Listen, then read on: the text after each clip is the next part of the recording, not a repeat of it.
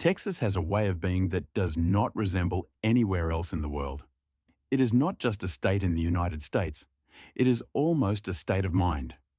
A place where everything tends to be bigger, more direct, more generous, and more proud of itself than anywhere else. Texans have a saying that sums up that philosophy quite well. Everything is bigger in Texas.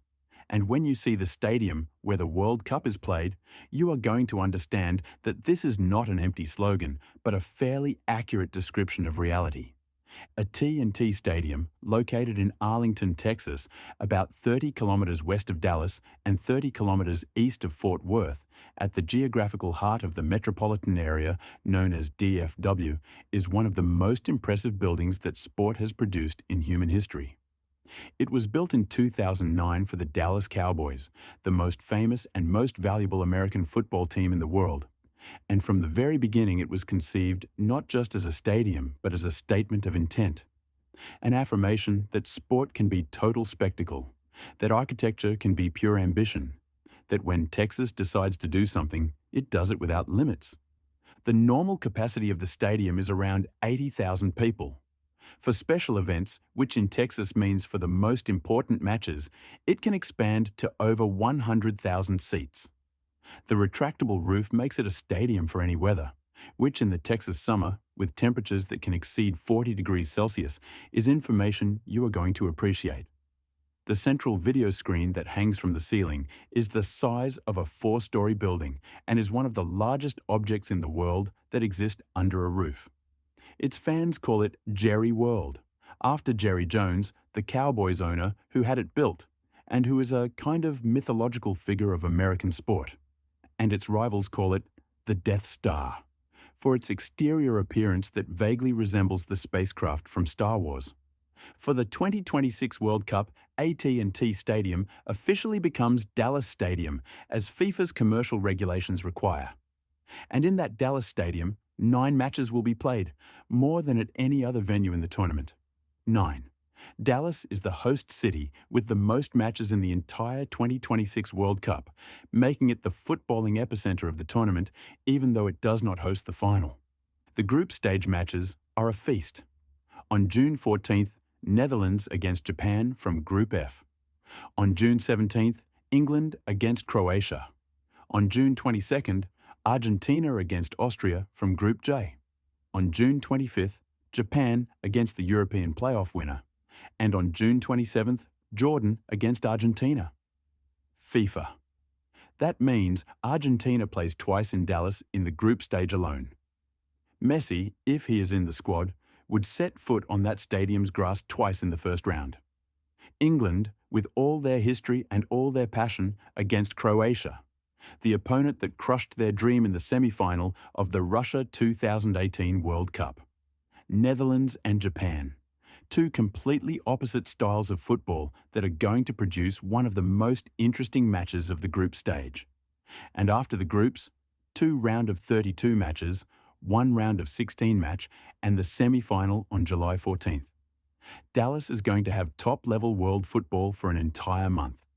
Now, before you start fantasizing about the trip, there is one thing you need to know about Dallas that is fundamental to understanding how the city works. Dallas has almost no public transport. It is one of the great American cities where the automobile is not a convenience, but an almost absolute necessity. The DFW metropolitan area has more than 7 million people spread across an enormous territory, and the infrastructure is designed with the car in mind.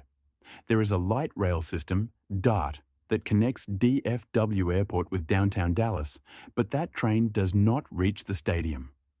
Arlington, the city where AT&T Stadium is located, has no public transport system connecting it to Dallas or Fort Worth.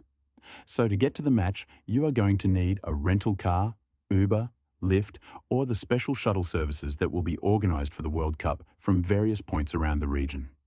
The practical recommendation is clear. If you book a hotel in Arlington, near the stadium, you can walk to the match. If you stay in Dallas or Fort Worth, which have more nightlife and more gastronomic options, you need to plan your transport in advance.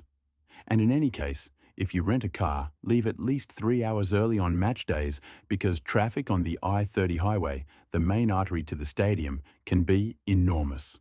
Share America. For accommodation, you have three possible strategies.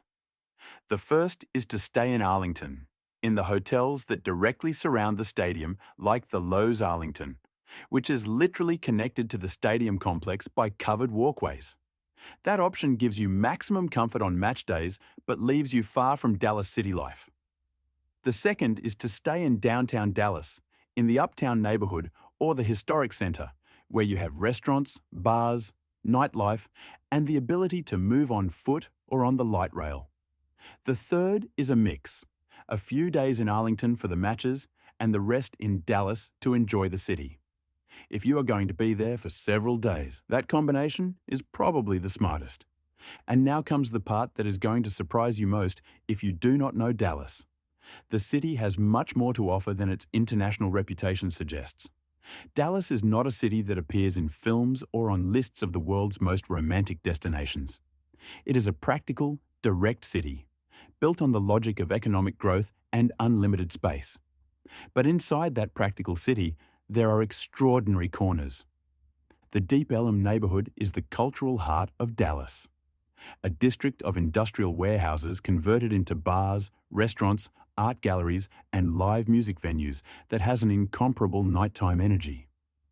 Blues and jazz have deep roots in Deep Ellum, which was for decades the most vibrant African-American neighborhood in Texas, and which today is the place where the city shows its most creative and most authentic side. During the World Cup, Deep Ellum is going to be the center of Dallas's World Cup party. The bars will have giant screens, the music will play until late, and you will find supporters from every country mixed with locals in one of those experiences that only World Cups can generate.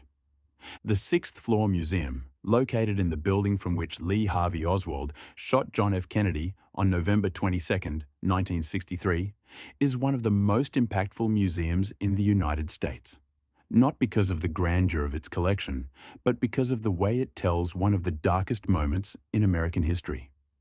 You can stand at the sixth floor window and look down toward Dealey Plaza, where the assassination took place, and the combination of history and geography creates an experience that stays with you long after you have left. It is a site that is not easy to visit emotionally, but that is completely worth it. Dealey Plaza itself, where history crossed on November 22, 1963, is open to the public and completely free. The X painted on the asphalt of Elm Street, marking the exact spot where the president was struck by the bullets, is one of those details that, when you see it in person, stops you in your tracks in a way no photograph can replicate. The Dallas Arts District, which includes the AT&T Performing Arts Center, the Dallas Museum of Art, and the Nasher Sculpture Center, is one of the most important cultural complexes in the southern United States. The Nasher in particular is a gem, an outdoor sculpture garden in the heart of the city, with pieces by Picasso, Rodin, Matisse, and the great sculptors of the 20th century, all in a space designed by architect Renzo Piano that is itself a work of art. But if there is one thing you absolutely cannot skip in Dallas, just one, it is eating Texas barbecue. Texas barbecue is not the same thing as barbecue in the rest of the United States. It is a different category entirely.